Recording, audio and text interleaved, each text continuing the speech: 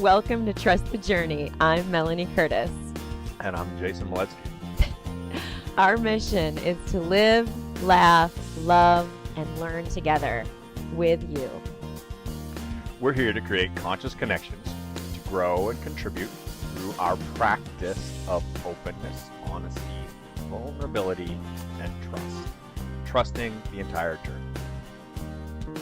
As always, if you get value from our show, please share wherever and however you are inspired to do so. Follow us on Instagram, leave a comment on our website under the episode at trustthejourney.net. Yeah, guys, and if Facebook is your preference, go ahead and follow our individual profiles over there. We're both set to public, and we share about the show there as well. I'm Melanie Curtis, and Jay is Jay Mo. So yeah, right on, family. Let's do this. Thank you so much for being with us. Here we go. Right on, team. So in this episode, we are talking about expanding your team. So delegation, how do we choose our teammates? How do we choose the people we want to work with? And basically, what do we do when we find ourselves at the end of our bandwidth and finding ourselves as basically the bottleneck to our own growth?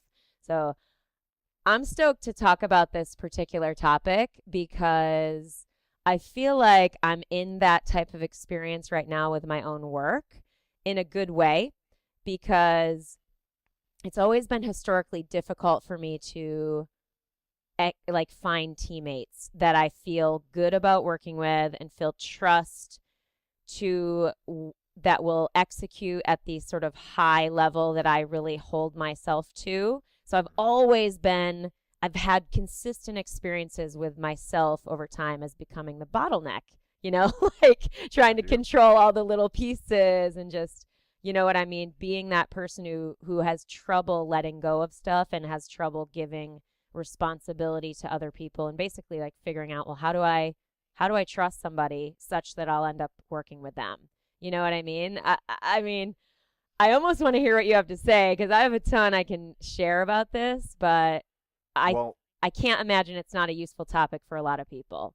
What do you think the true bottleneck is? It's because I can easily relate. This is a topic that any of us can think about, whether it's in our personal lives, whether it's in our working lives, or the family, or combination, or multiple projects. I can definitely relate through my history as well as right now in my life. I'm in a very overloaded place of having more tasks than I wish to have and needing to get down the list. So I can think of a number of things, and I guess what it really comes down to is like truly identifying the bottlenecks and determining what are the places that are causing the flow of energy, the things that we're trying to actually complete or create is another way to say, like in our lives, the things we're trying to create for ourselves, what's preventing us from being able to create them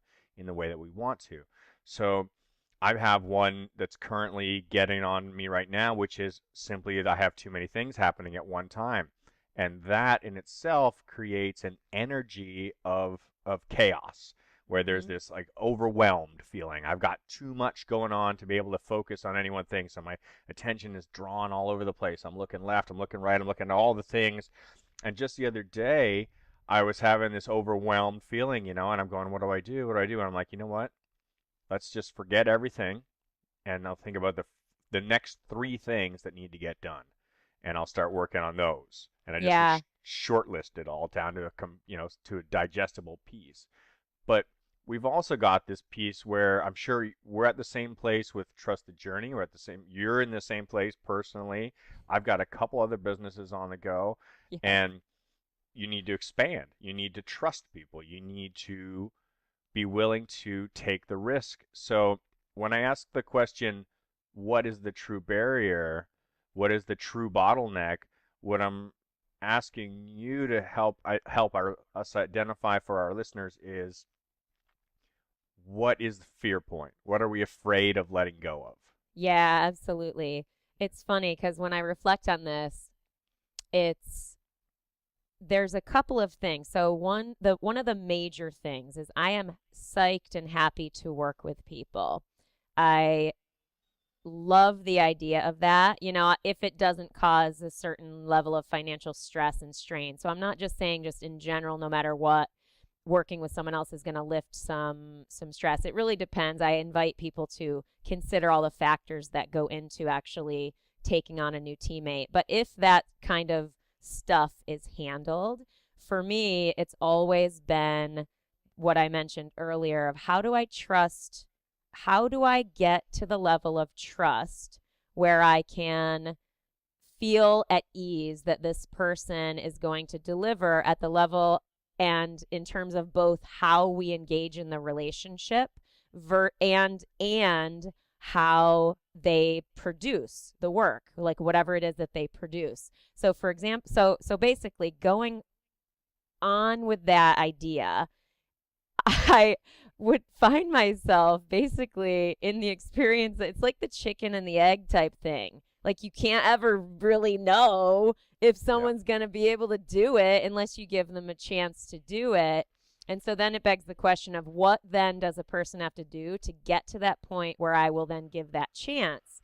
And so another thing that I noticed that blocked me in my own mindset of working with people was I didn't ever want to like say no to someone. I didn't really, like it was really hard for me to just, this is not, I'm less blocked by this now, but I still see it at play sometimes when I'm considering working with other creative professionals is I don't want to have to be like, yeah, I don't actually like what you're doing if I give them a chance. Yeah. Like I was afraid of like hurting their feelings or Yeah. letting them down or then having to say no after I felt like I said yes.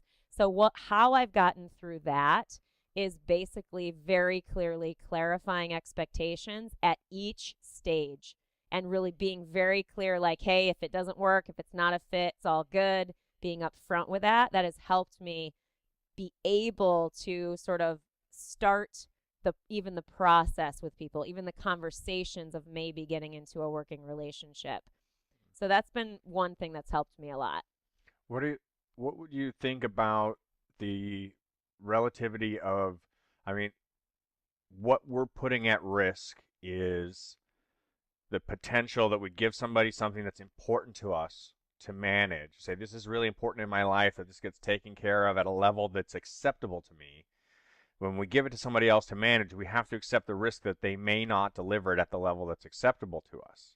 And so when we're choosing who and how to share these tasks or offload these responsibilities or entrust these responsibilities to others, we generally start by, starting with tasks that are less important, right? Things that we can say, okay, well, if this doesn't work, then, the whole house isn't going to fall down kind of thing. We're not going to Right.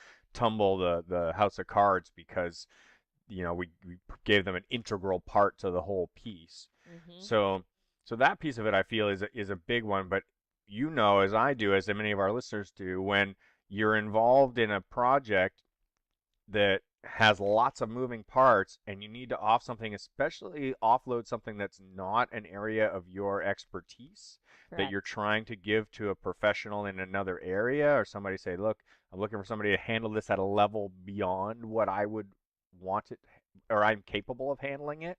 That's And right. now I'm putting an expectation in place for this to be able to be met at my level of vision, what I see, how I see it turning out. And it's complex, right? It's a big risk, and we have to take these risks, and we have to be willing to accept the failure that if we take the risk and it doesn't turn out, that's still good. Yeah, It's good that we absolutely. did it, right? Absolutely agree. You know what's interesting? So I'm working on my book, my third book. How that even happened is crazy. Thank Hard you for work. thank you for the double thumbs up. Yeah. And Josh JJ Ashcraft is designing it and doing my artwork and the cover, and I bring him up because he's a great example of how I got over this and how someone might be able to basically it's just a good example of a working relationship where trust has been built incrementally over time. So for example, what he did, I also have this online skydiving coaching group. I'm not trying to plug all my stuff. I'm just saying I have this group. I started it. I did it for 2 years with like barely any promotion and no logo and just helping young jumpers because I was like, I believe in this model. And so he joined that group at like 14 jumps or something. Super awesome. He has like 500 now. He's flying Great. wingsuits. Totally great.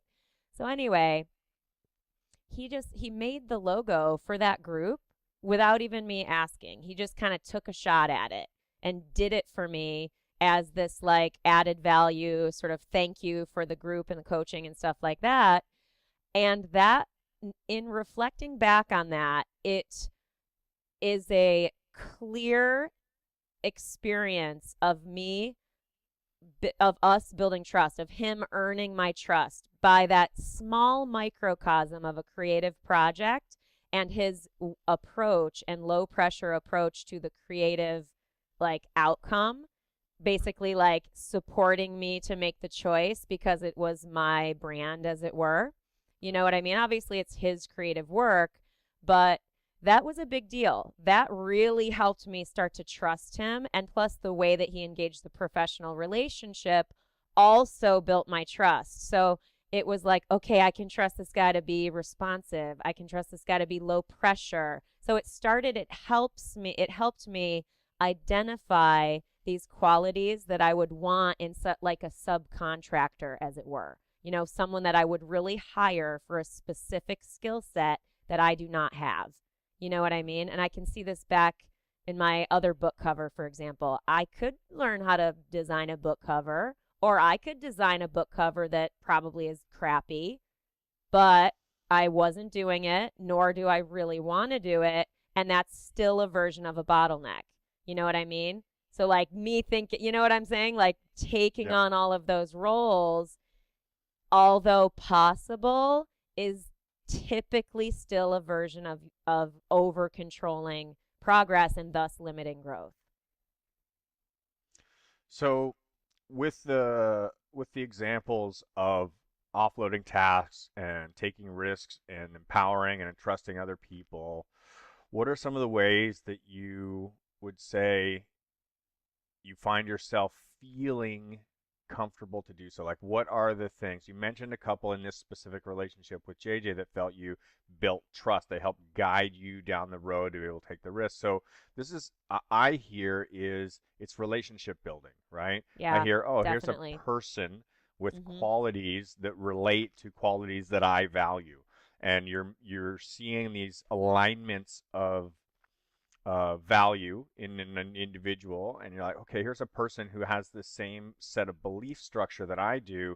That's going to help me feel like I can entrust them, and they're going to stay on the same basic heading towards the same basic goal because we have the same set of guidelines that are getting us there. Yeah. So, And so when the, you oh, sorry, go ahead. yeah, when you take it outside of a known individual and you're going to that now look for unknown individuals, what are some of the ways that you're going to ask the questions or be able to get the information that are going to help build that same trusts, those same awarenesses when you don't really know somebody? What are the pieces? Do you know some? Yeah, good Yeah. question. I feel like I'm in the process of really figuring out what that is for myself.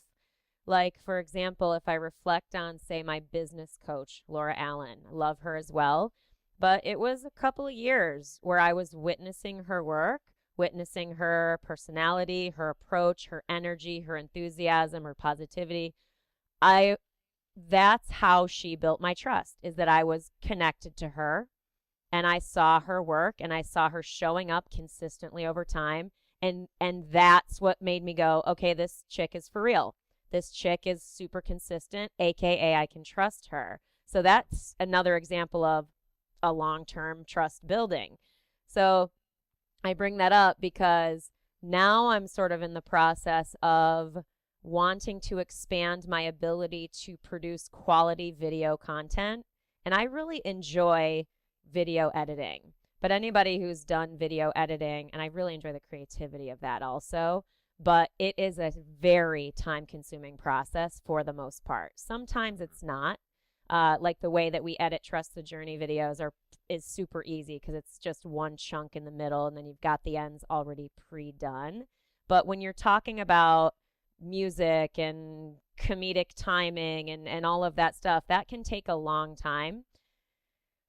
And I love that version of content. I have a lot of raw material available to me, and I am acknowledging it's very likely I'm not going to get to that stuff because I'm talking to people on the phone as an actual coach. I'm speaking more at live events. So those are the things that I'm doing that are income revenue generating and like connected to my other expansion goals that require me.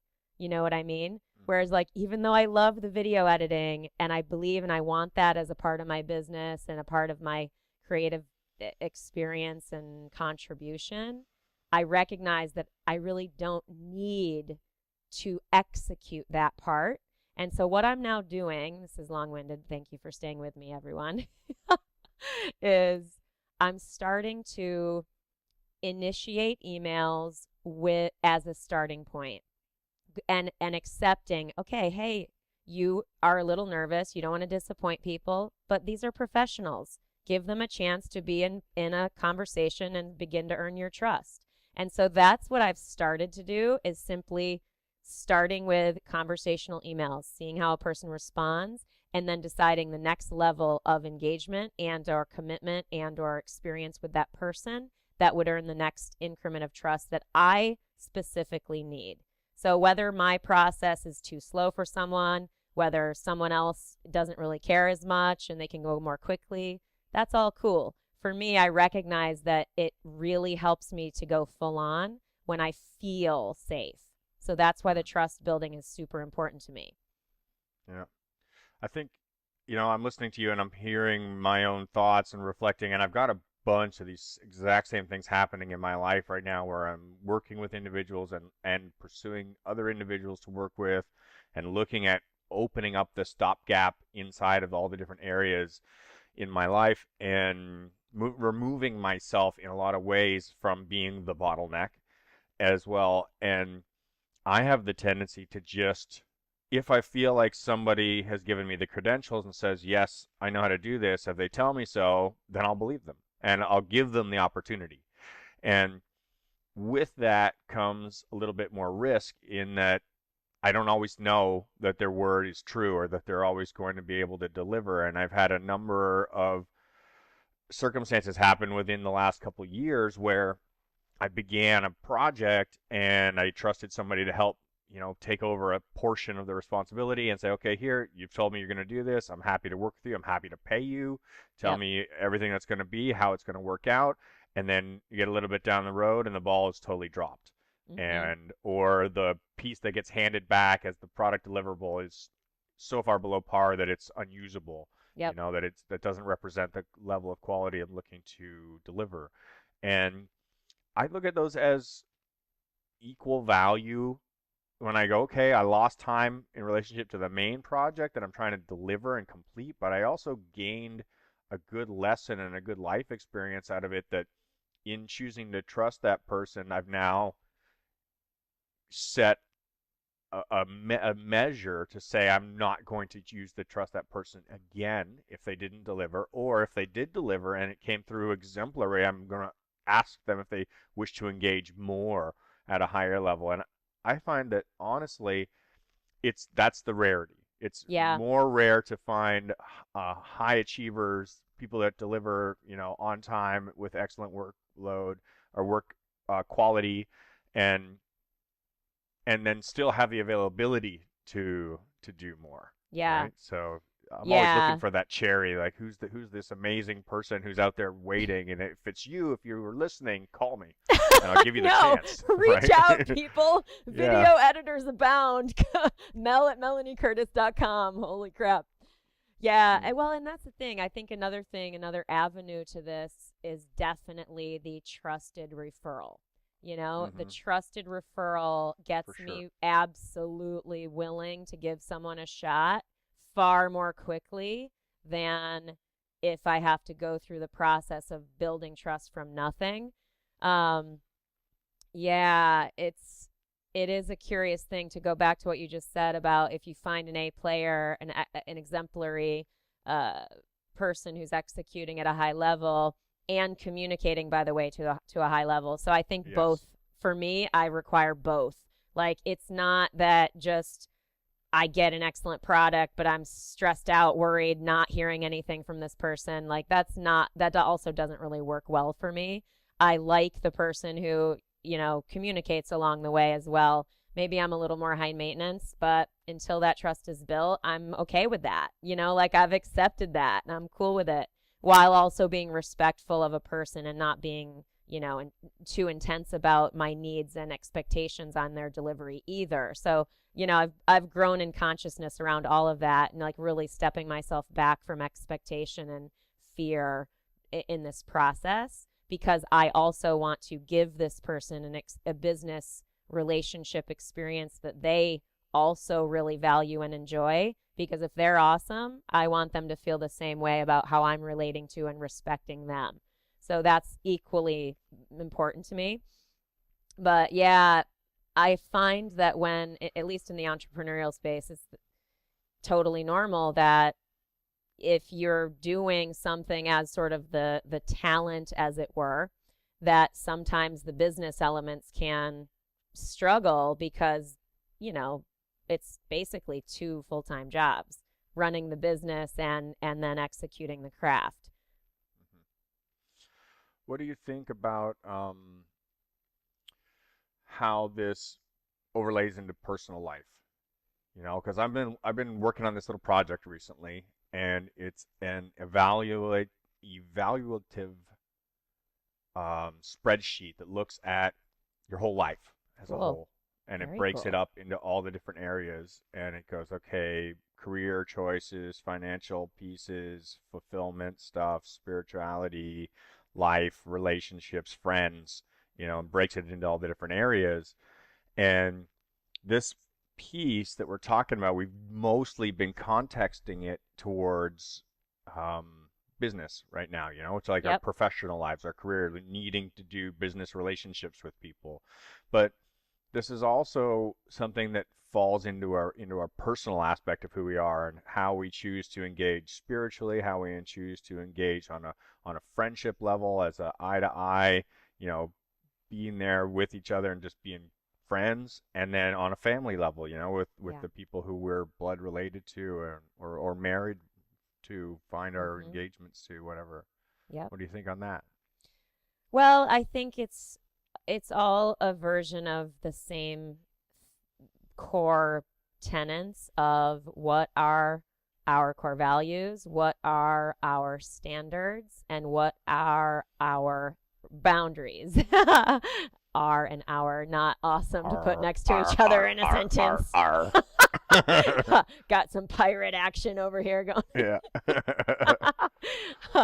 But yeah, like, what are those for us? You know what I mean? So what are your standards? What are your boundaries? Defining those things. And so I think whenever we find ourselves needing to collaborate or wanting to have relationship, and you know what I mean, connection on any level, engagement in any form, theoretically it behooves us to go, how do I want that to go if I had my choice? What matters to me in this experience? What matters to me as someone I would engage with in a spiritual context? What matters to me in how I would engage in a love relationship? You know, like really clarifying for ourselves what is that for us? If we don't know that stuff, of course we wouldn't be able to then execute upon those and find those people to fill those roles. You know, so like going back to, not to bring it back to the business context, but we can see that in the process. It's like going, oh, I'm the bottleneck. Oh, I need help. Oh, I'm coming up against these boundaries of like, oh, I can't really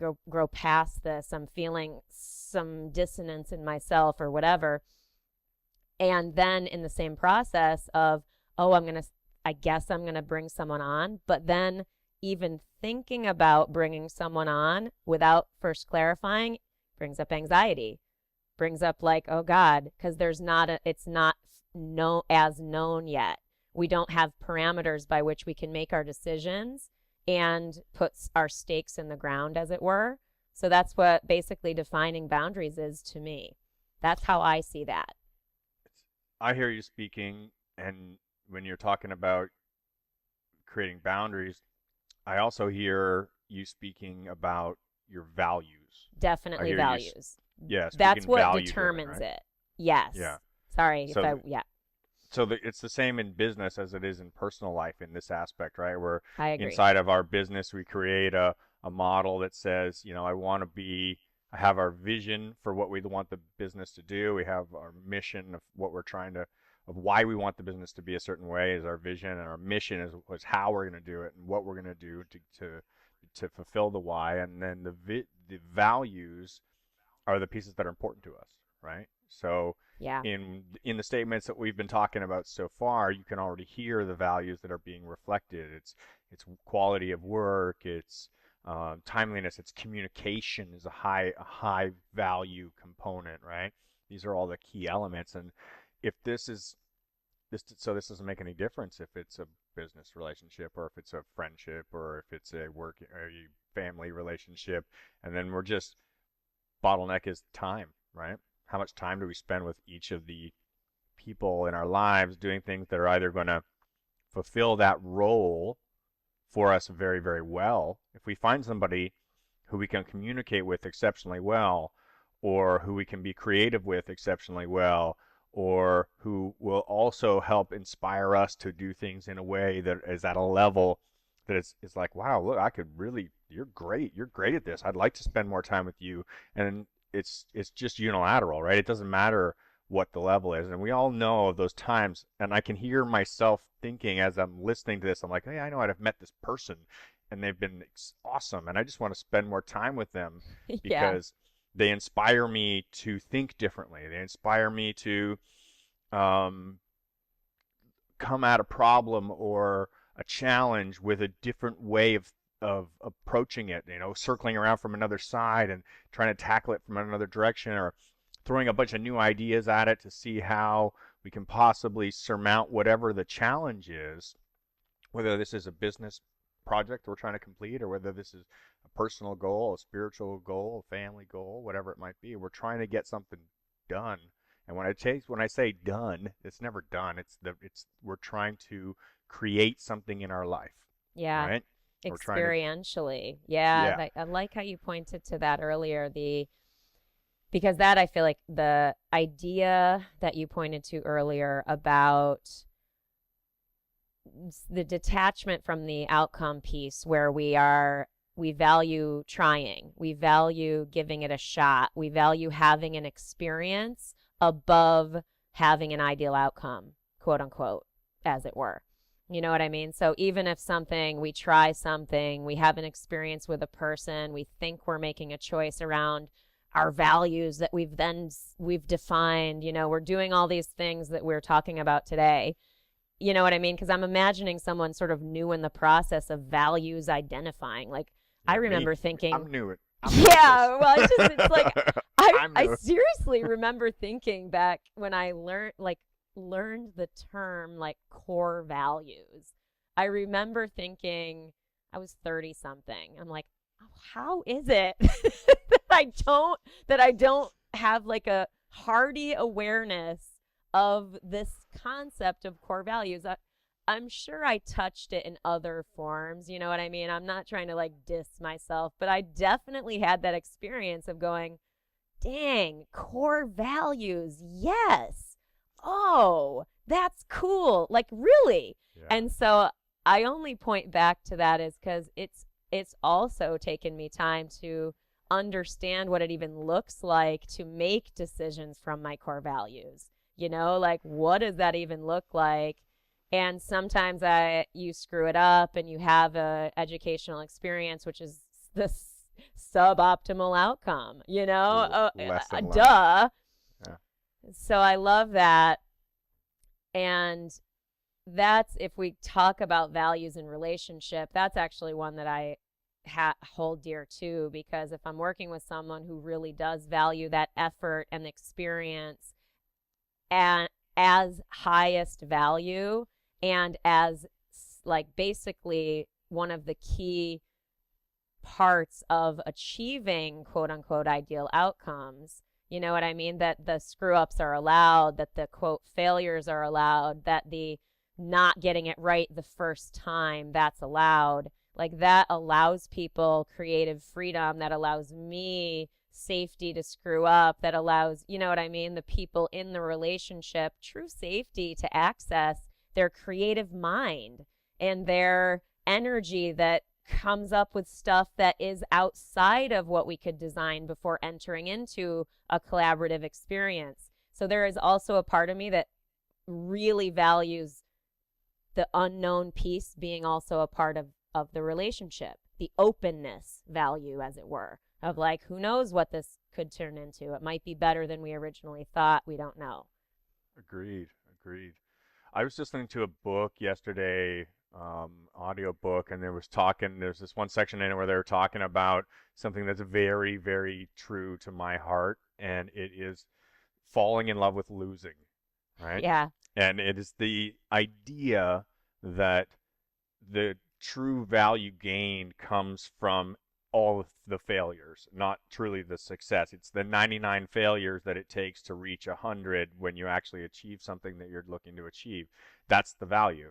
And in that, when we look at the bottleneck type discussion, right, of like removing ourselves or recognizing our bottlenecks and just looking at being overburdened, and we start bringing it back around to our key topic of this episode, we have to let fear of control go, right? That's the risk, Yes. right? The big risk in pretty much every single one of these scenarios is letting go of control. Saying, okay, I'm going to give control to somebody else, and in doing so, I'm going to trust them that they're going to make decisions that are aligned with my values, right? And whatever. And so the key part to that is communicating and ensuring that the values are aligned, right? That we do have an understanding of our own values in relationship to big picture or project or micro or macro or whatever level we're working on, and clearly identifying what our values are and communicating those values, making sure we have value alignment. And then once those are there, if we've got that and we can say, okay, Mel, we're working on this and I trusted you to do it and it flopped. And, that's okay because we were both trying to achieve the same goal when that happened, right? We set out on a mission, we aligned our values, and we were truly aligned, like really have the same end goal in mind to say, this is what I'd like to achieve. And if we both give our all to a go at something and it flops, oh well, great. We learned that's not the way to do it, right? But it's okay in those situations if it was done with the value aligned mentality, right? If it was Absolutely. truly being executed for the betterment of the team, of the goal. And you go, okay, yep, great, no problem. That didn't work. Let's try a different route and we'll get there. I Yeah. always feel good, right? Like I feel good. I know on our stuff, when we've made attempts at this and trust the journey and go, wow, yeah, that didn't go. Let's do that over again. Those are great examples to say for sure the values are aligned. We're definitely both trying to reach the same product in the end. We're trying to achieve the same thing, but maybe this go at it doesn't work, and we're going to try it a different way. And we have to trust in those that we're working with to allow them the space to make their own failures. And it's never a failure, right? It's always just a lesson of how not to do it, or maybe a way to do it close to, but slightly different than. Yeah. Right? The education in that is huge. It's interesting too, because I've had this conversation with clients a lot about, because we can also, and I'm devil's advocating on this conversation so that we touch all the points of it, because that I completely am with you 100% on everything that you just said. We can do all of that, kick ass at communicating, talk about values, agree. All of those things can happen. And then when we come upon, say, a stress situation or a breakdown situation, then in those scenarios, that's also a version of what we basically need to know, I think, when we're working with other people, is how do they actually respond under stress? How do they actually respond when being held accountable? How do they actually respond in conflict? You know what I mean? Because those really are tough to, unless you're dealing with a person who's deep in growth and really has worked a lot on their own stuff and grown in themselves and their skills, both communication and awareness and all that stuff that is so hard to do. That's why I give so much respect to anybody who does any level of personal growth work at all, because it sounds all great and positive, but when you really do the work, it's very difficult and emotionally taxing and challenging, and in what I've experienced in myself and witnessed in other clients that I've worked with. So I bring that up because I basically want people to know that even if they do everything quote unquote right in terms of communicating values, making decisions aligned, choosing someone they think is a fit, that you can still have a breakdown when stress and conflict comes in, and that's still okay. You know what I mean? That's the tests, right? Like those are the true areas of growth, right? It's never, you don't see people's weaknesses when the going is easy, Right. right? You see Exactly people's right. weaknesses. We see our own weaknesses when the goings are tough, right? Yes. That's when it's really going to display the challenges. So I like to put myself in scenarios where the going is tough. As some of Yeah, you may I know, know. we like to Yeah. choosing into these challenges, and whether that challenge is putting myself under a stress to deliver something. Maybe it's achieve a goal like climb a mountain or complete a project and say, here, I built this for the company or for the team or whatever. Yep. Or if it's a personal growth goal, and say, I'm going to react differently the next time that I find myself in this situation. Um, all those pieces, right? And then the right, circling right back around to the point again. Growth goal number 1001. I'm going to trust somebody else to take over this piece, and even if that trust given turns into a failure or lesson learned that didn't work, I'm still going to do it again. I'm Yeah. going to do it again. I'm going to give it to Yes. another person and another opportunity to try again the same product, the same process, and I'm going to be better at it this time because I'm going to have my values more clearly defined and more awareness of what my values are because I will have learned from my past experience what things I didn't value. And that Yes. just starts pulling away the chaff, it's separating so that I can tell what is really important to me and what do I want to have and what do I not want to have. Sometimes we have to find out what we don't want for a long time before we can figure out what we do want. And that's fine. Exactly. That's Yeah, okay. exactly. Yeah. I love that. The iteration, the iterative process. We've talked about the iterative process, a few times on the show already, which basically speaks to it being such a core piece of growth and achievement and execution of high goals and whatever life. What was I going to say? What were you saying? You were saying, We were just talking about if it's how it's good, it'll come important to take back. the risk anyways, to just go for it again. Oh, yes. Yeah. And so I bring up these mindset things because it can be easy to have unconscious fears block us. They can slip in easily, as in, I bring this up because I've seen this in my own experience, is I had to be intentional about my effort to bring in other people because I didn't know how to do it, right? Because I wasn't sure how to build this trust with potential people I would work with. I basically avoided it for a long time, and I just kept doing all this stuff and allowed myself and my business to be limited as a result. So it's like, that's just me owning what I can easily look back on and say, I totally just didn't let go of control for a while, because I was like, oh, my personal brand, or oh, my message, or oh, my voice sounds like this, whatever thing you think, and that's difficult for you to trust someone else with. You know what I mean? It requires, I think, an intentional, both looking at why you are not doing it, why you are not making an effort, and then it takes intentional, accountable, actionable effort to then do the thing, because it's going to be so easy to slip back into the old habit while you're, and I know this back to the business thing, but even in friendship or love relationship, if we're classic people pleaser, it's super easy to slip back into those old habits if we don't intentionally say, like you said, I'm going to respond differently to a stress inside of a scenario. Like, there requires us to be intentional when we are aiming to overcome a place where we're blocked. And so this conversation today is basically talking about when we are blocked at bringing on someone and blocked in delegating. So that's why I'm like, be mindful of that it will take intention and discipline to follow through once you are clear that, okay, this is a place where I'm blocked and where I'm fearful. I'm a control freak, right?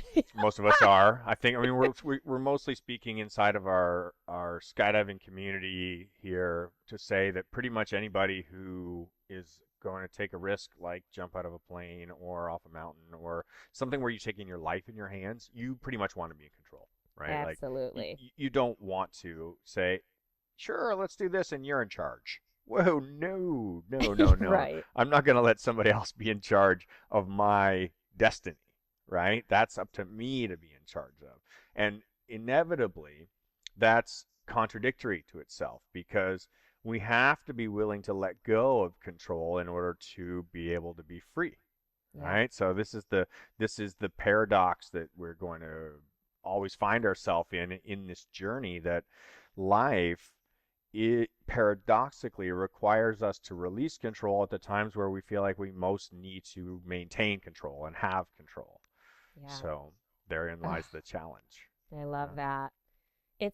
It's a cool challenge, I think, to put to ourselves, to the family, TTJ family, like, I love that idea. Like, asking ourselves, where am I white knuckling something that I could give some more space to? Where am I feeling tight? Where am I feeling blocked, fearful? And just look at that and see and ask ourselves how we can practice the actual, like, skill of surrender and letting go, and not recklessly, right? But this is No, no, meant, and this intention. is point, yeah, like, this is a conscious thing we're talking about. We're not just saying, don't, I never stand for that reckless fuck it scenario. I used to Oh, do that because I didn't know God. how to consciously reflect, you know what I mean? Like, and that Yeah. was something that I had to work up and go, oh, it's because I overwhelm myself and I don't actually do the work to really inquire what is upsetting me here. I get to a point of frustration where I say, fuck it, and that allows the release. But that is a totally reckless way to do things, is that fuck it moment. I Totally. actually bring this up because it's probably going to be useful for people listening. I've talked about this a lot with clients as well, and I certainly used to do it a lot. Whereas now I'm like, no, I'm not willing. Why would I do that? If I can bring some consciousness and go, well, what's going on? What's bothering me? Do some self inquiry, some emotional inquiry, and then design some action and employ some courage around how I want to let go, how I want to surrender, then it's a much more conscious way of letting go. Theoretically, it's a safer move. As soon as you brought that topic up, in the relationship between making an action out of a thoughtful intention versus overload, right? And so it hit home with me really powerfully, because I can easily draw back on personal experience to the times when I have been overloaded, and I've been like, and done that, just said fuck it, I'm going to do this. And it goes one of two ways, right? You've either said fuck it because I can't live like this anymore. My values don't allow this type of existence, this form of living, to continue on, and I'm going to change the way that I live and act or do things or the people or whatever it is towards a positive, because I don't feel contented or value aligned or fulfilled in this type of life anymore, or because I'm overwhelmed and I don't know how to react. I haven't practiced how to react, and or I'm afraid. I'm scared. I don't have. I have fear welling up in me, and the fear is going to take over, and I don't know how to deal with that fear, and so I'm just going to put my head down and charge forward blindly, and that's the fuck it mentality on the side of fear, right? When we're just Yes. like, all right, I'm going to do it regardless of the outcome.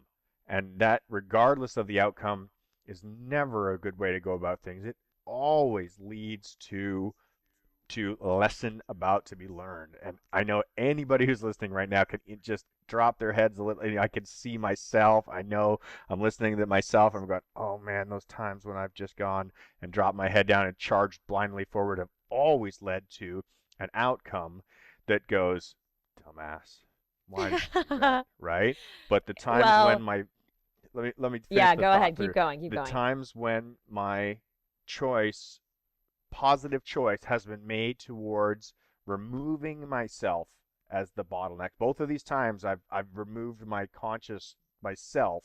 In one I've removed my fear by just charging blindly forward and acting out of raw. It's just fear that's just charging into it, right? You're charging into fear, right? And the other one, I'm removing fear and I'm saying, you know what? I'm not going to be afraid of allowing myself to grow and change anymore. And you just walk towards it, Yeah. right? There's a big difference in that feeling we get. Yes. There is a big difference. Well, again, the term reckless, like the Mm. recklessness, the unconscious fuck it scenario is recklessness theoretically, because there is it's a breaking point where we aren't really that intentional about our thing. It's an emotional choice at that point. And I talk about that too, is that making decisions based solely on emotion is theoretically an untrustable person, if you think Mm-hmm. about it. Mm-hmm. Because, and I say that, and I say that on purpose because feelings come and go. Some days we're overwhelmed, some days we're sad, some days we're chemically, just whatever. We haven't slept enough or Yep. whatever, and we're more emotional. And if we allow our feelings to be the dictator of our decision making, whether it's in relationship, whether it's in not taking someone on as a person in our world to help us, whether it's we're going to stay, like all of the things that theoretically speaks to unconsciousness. And so if you are making decisions solely on your emotions, and I call us all out on this, I'm not saying it's right or wrong. I'm just saying in my experience and what I've witnessed in both myself and others is that those are unpredictable people. You know what I mean? And so I don't want to be like that, because I don't want unpredictability. As much as I can avoid it, as much as I can, have some predictability and positive intention in the outcomes I elicit, that has me really care about working on caring and honoring my emotions, but making choices from my values, which comes back round to why and how we would choose a teammate and delegate and have a working relationship. But even if we go like, how do we have a working relationship with ourselves and others, is basically us showing up similarly too. Like, we can't attract awesome people to work with on our team if we're not awesome and trustable and character driven people as well. You know what I mean? Does that make sense? Like, I think that can be sometimes a very polarizing thing to say, where people are like, what? Like, I just can't have feelings. That is definitely not what I'm saying. The thing is, having feelings is fine, right? We Yes, all of have feelings. It's course. Of course. acting because of the feelings or out of the feelings, rather than allowing the feeling to pass through us, experiencing the feeling, then sitting down and taking a good um, overview of self once the feelings have settled, and actually looking at where our values are again, right? Because that's what comes to. I mean, emotions are a chemical experience, right? We're having a flush of an endorphin of some kind that's making us feel a certain way or another. And during that emotional experience, it's always very difficult to make, level-headed decisions because, and so you're speaking directly out of it. And you know, your your comments there, they drive me to recognizing in myself that when I'm my best self, I attract others who are at their best. And when I'm Yeah. less of my best self, I also attract others who are less than their best at the time. So that's something that we can pay attention to in our lives, and I pay attention to. I'm like, oh, like right now I'm really, fumbling through my management of tasks. Maybe I need to offload some stuff and like do a little less, get a little more value for it, so that I Yeah. can and just let it be all right, not be attached to that in the bigger Yeah. picture. Oh, I love that. I love that you just said that. And I love how you also brought it to all the kinds of relationships in our lives. Is that like this stuff so applies to every relationship and every potential, yeah, I mean, working scenario, whether it's work or love or friendship or family, it all applies. Like when we are making decisions from fear or feelings, then the outcomes are at risk. You know what I mean? Then the outcomes are potentially going to end up in alignment with fear and not in alignment with our values. And so it's like, and as a result, those relationships, those working relationships, as it were, will be less optimal. Period. I mean, I don't mean to make it super boring at the end of our sesh, but like just to really boil it down, it's true. It's awesome that it applies to all things. I think that's why I highlight it again, because it isn't just about delegating tasks. It's like when we're overwhelmed, how do we then respond to our partner? How do we then bring that home and then let our feelings make a decision about how we respond at dinner or whatever? You know what I mean? Like I would invite us all to really reflect on that in all areas. The whole point of this episode is to talk about when we have a bottleneck, when we have too much going on, how do we choose who else we work with, and when. And I think it's about recognizing in ourselves that it really, like, when we started the episode, I'm like, what are we really trying to talk about here? What's the core piece of it all, And that's always my favorite thing to talk about is what's the root, what's really the base piece of whatever it is that's the point of discussion. And it seems to be self-awareness. To me, when I look at this conversation and I hear us speaking, I'm like, this is really about being able to recognize in ourselves our fears of control, right? Of trust, of fear or love-based decisions when it comes to self. I'm making a decision where I get to keep control, and therefore I think I get to be the one that's got control of everything. It's this illusion that we create. Or am I doing something because I'm overloaded and being like, fuck it, and just throwing all these pieces back in the pile and just kind of summarizing them for myself. It all comes back to this decision of like, am I really aware of why I'm doing stuff? Am I doing this because I'm just trying to keep my hands on everything all the time and therefore it's mine, which is an illusion? Or am I doing this because I'm afraid that if somebody else does something of mine I'm afraid whatever the outcome might be? Or am I afraid of growth? Am I afraid of the risk of failure that's the inevitable outcome of growth? Growth is inevitably 99 out of 100 times going to lead to failure, right? Yeah. So failure is going to lead to lessons. Lessons are going to lead to growth. That's going to take some time, but you have to be willing to accept the process that's going to be going on during that whole thing. So in this, if I one more time summarize, and this is I for love it. No, myself, this is useful. This is it's how, useful. it's how I get to my own understanding of what I'm talking about or what I'm thinking about is it's about accepting it. It's about being all right with having too many things and needing to let the other people manage them. It's about being all right with other people making mistakes, trying to live up to my set of values. It's about being better at communicating values. It's about being better at recognizing emotional experience in the self. It's about being okay with other people having emotions and learning to recognize those and letting them come and go and still being on course towards the main mission and not just saying fuck it and throwing out the baby with the bathwater.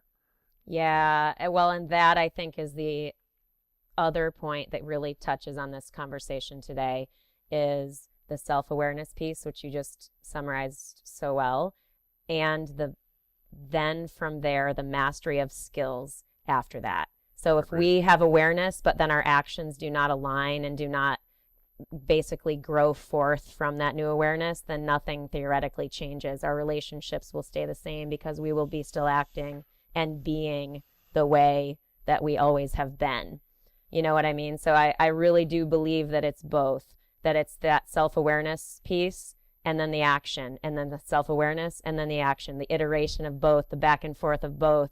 I felt this way, this, and now I'm going to try this. I felt this, now I'm going to try this. I'm going to communicate this way because this, what, all of that stuff kind of back and forth. I think it's, yeah, really, it's awesome because I feel like this type of reminder is so good for all of us. You know, for me, for sure, as I grow in my business self, as I have more collaborative relationships, I care about being an awesome collaborator too. So I'm like, Yeah. okay, I'm looking for this, so I'm going to make sure I'm being that too.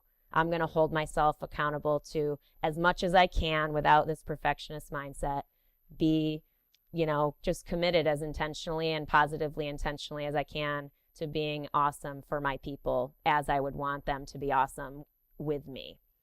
So thank you, first of all, because that was fantastic. That was heartfelt, direct, it's real.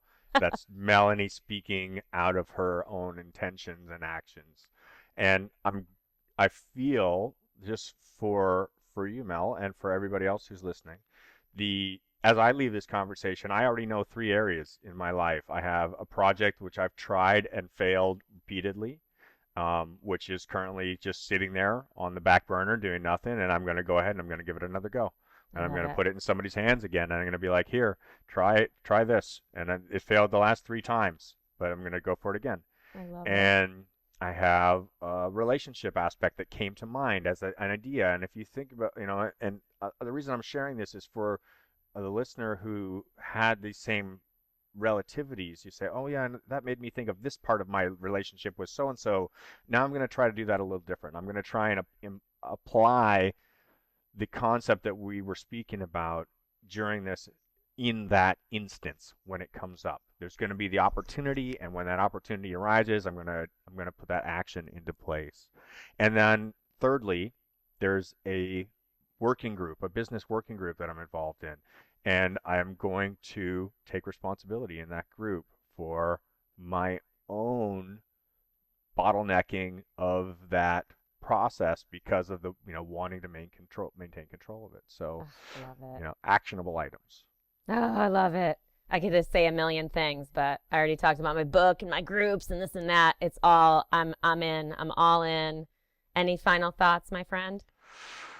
Um, you know, I'll say one more thing. I'll Yeah, great. say I'm pretty much starting and ending every conversation with this gratitude piece in my life because I don't feel it's ever negatively received if it's true gratitude. And so when I leave this call, and I've had the opportunity to converse with you for the last hour about a topic that may or may not always be easy to talk about, what I get as a value return for the trust in the commitment to participate in the call is a mirror. I get a reflection of my own thoughts, my own feelings, my own experiences, and the opportunity to then change the way that I do things or at least view things differently, and that can potentially change to doing things differently, and that's where growth starts. So I'm thankful for this relationship and the opportunity for the listenership to also engage us. And in that, it becomes a full circle. We Yeah. each have the reflection. We get a comment back from our audience. Our audience here's what we have to say about our own experience. Mel gets something that I had to say, and she's like, "Oh yeah, I got to do this better, or I want to do this differently." And so it's an ongoing thing, and we do it Yeah. for each other. So thanks for listening. Thanks for being part of the Trust the Journey family. Yeah. Yeah. Oh, I do. I just really quickly have to echo the gratitude of it makes such a difference in my self, my world, to have this experience. And I mean it. And I'm happy to share this with our fam because it's such a powerful experience for me to have any touch point with, oh, God, I love it. It's not just me. Like that experience alone, I have intense gratitude for, and you allow me to have that pretty much every time we talk. And so I hope that other people listening are getting that version of support because that's how it feels to me. It feels very supportive in, like sort of this very indirect way. Obviously, you're directly supportive, but meaning the experience is so supportive to me, it gives me even more energy. And I know I have a lot of energy, so whatever. But I am grateful for that. And gosh, yeah, family, fill us in, tell us and give us some feedback. I don't even know. I always want to say any final thoughts before we actually do our closer, but anything else? I'd say if you got value from this episode, please pay it forward. Yeah. Share to other people so that they can engage, be part of the family, join the community. Anybody that you think might have some reason to want to listen and participate, please feel motivated to share with them. Mel? Yeah. It's awesome that we are now in the growth phase of the show, that we're getting the audio together, we're getting this stuff together. So we really do invite you guys to engage with us on Instagram. We're aiming to add value there. Post a comment, share your biggest takeaway. If you don't follow us already, that is at trustthejourney.today, or follow us individually on Facebook if you prefer to be there. If you want to be more directly engaged with our conversation, we invite you to become a Patreon. Patreon is a very powerful platform which helps to support creators like Mel and I here at Trust the Journey, as well as thousands of other creators around the world who are looking to provide value to their community, to find their audience, and for the audience to be able to connect. So you can get the link to Patreon below the YouTube video or on our website at the top of the page or the bottom of the page. There's a big orange button that says Patreon. Become a Patreon and support us through whatever donation level you would like, and that will include you in our private Facebook group, which we are speaking directly and encouraging conversation to take place in the growth mindset. Yeah, the Trust the Journey family Patreon group is growing, and the conversation is starting there. It's really cool to see that and to be initiating that. So definitely know you're invited at any level you feel inspired to contribute at, for sure. And gosh, guys, no matter what, we always say it every week, but really thank you so much for being with us in all the ways that you are. So we love you. We love you. And remember, keep laughing, keep loving, and keep trusting the journey. Go team. Hashtag go team. I know. Hashtag growth 2019. Yes. I love that.